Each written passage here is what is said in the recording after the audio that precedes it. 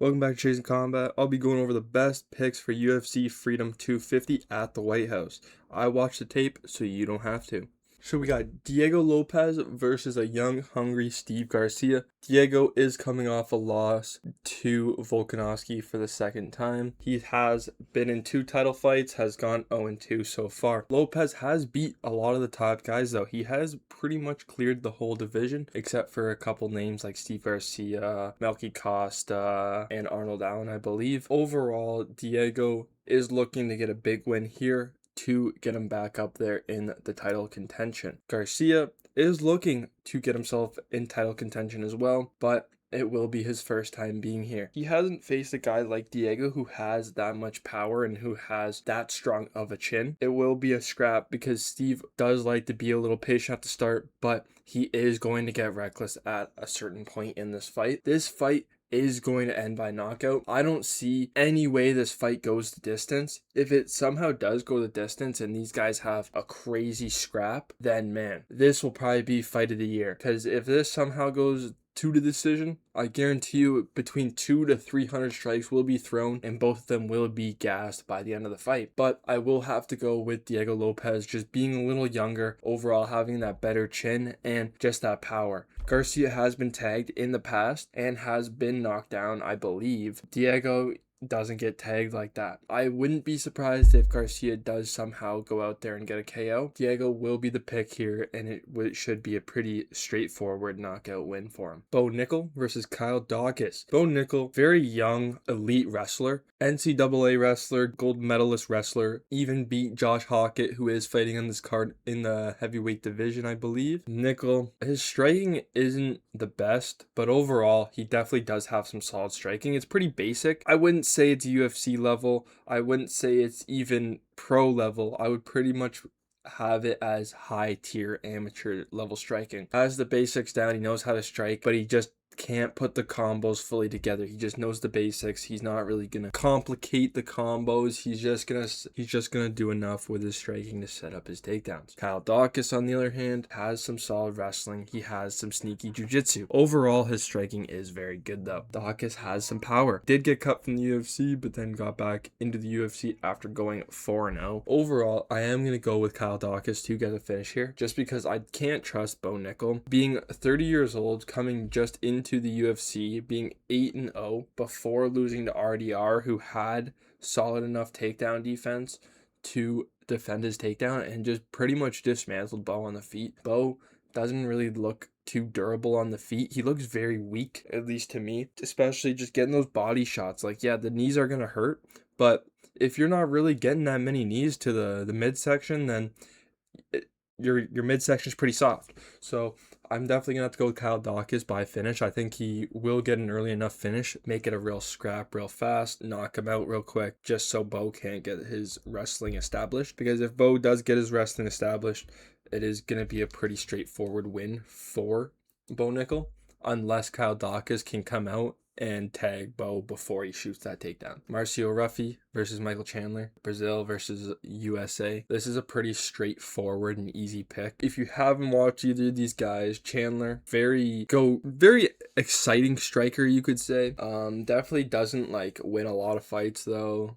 2-5 in the UFC, which is crazy. Came over from Bellator, and he is 40 now, so he is still on the downward trend. He's been on a downward trend, to be honest, since coming to the UFC. He is going to strike. He is not really going to wrestle. He does have a good wrestling background, but overall, this fight will stay striking. Chandler will blitz at Ruffy, or pretty much run at Ruffy, which is going to get him knocked out, because Chandler, all he does is explodes right to his opponent, and against a guy like Ruffy, he's going to stand still, wait till Chandler comes in, and let off a 1-2 right down the pipe and knock him out. He's going to look for an early finish and get out of there unscathed. Derek Lewis versus Josh Hockett. I think this fight will end within the first probably 1 to 2 minutes. Hockett's probably going to go out there and just bring it right to Lewis. I think Hockett now knows that he's so tough to the point where he can go out there and just out-tough a Derek Lewis.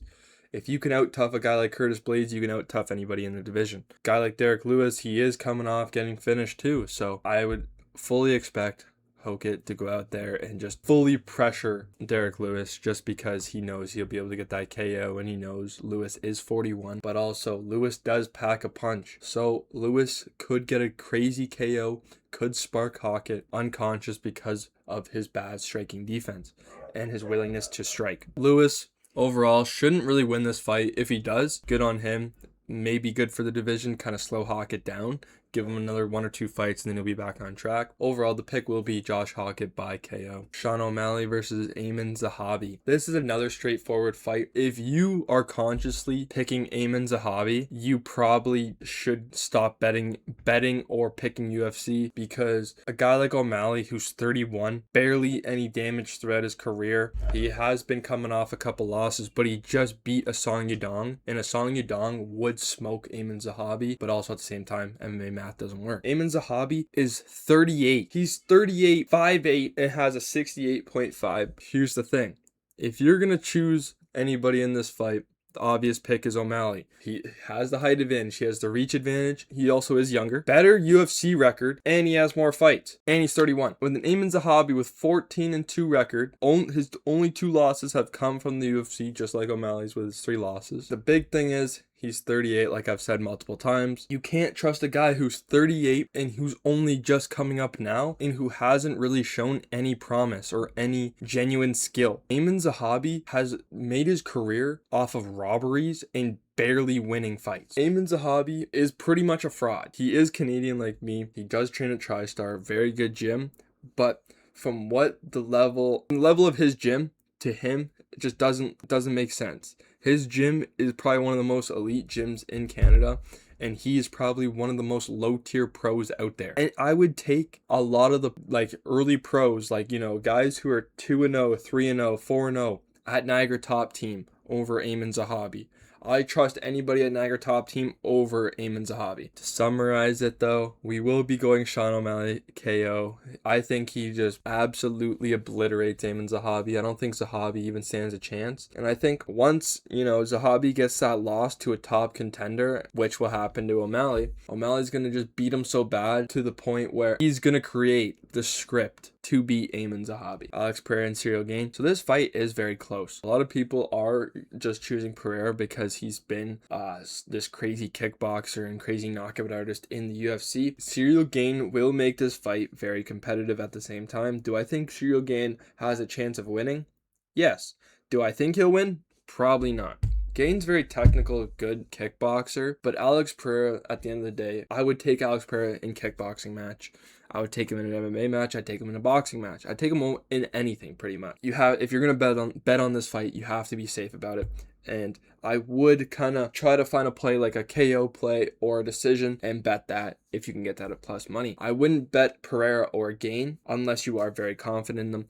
But I do think Pereira should find his way with Gane. What I mean by that is, I think by round 2 or 3, Pereira is going to do enough damage to Gane to where he can land that knockout shot. Gane's never been knocked out, but he has been submitted, which shows he does have a little bit of quit in him. At least when that John Jones fight, as soon as he got taken down, he pretty much quit. I'm definitely going to have to go with Pereira here. I think overall, even if it's wrestling, even if it's jiu-jitsu, I think he's better there anyways. I think he'll be able to defend anything Gane comes at him with. We're going to go with Pereira by KO round 3. Also, but fun fact, Pereira has the same record as Gane. But, fun fact, Pereira has the same record as Gane, and Gane was 7-0 in the UFC before Alex even made his debut. It is crazy to think Alex Pereira has fought 12 times in 4 years, going 10-2, and Gane has fought 6 times in 4 years, going 3-2-0-1. That is not a good look.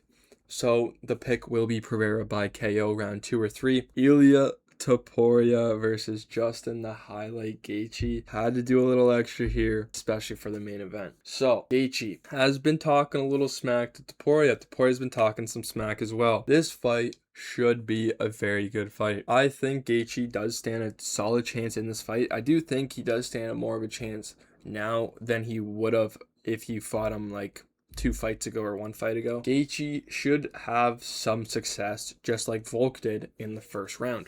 But After the first round, I think Ilya is going to find his shots, find his timing, use his movement really well. He's going to get Gaethje against the cage, and he's going to find that knockout shot. I think he's going to hit him with a right cross and flatline him. Due to Gaethje's willingness to brawl, and he leaves his right side of his head open majority of the time when he does brawl.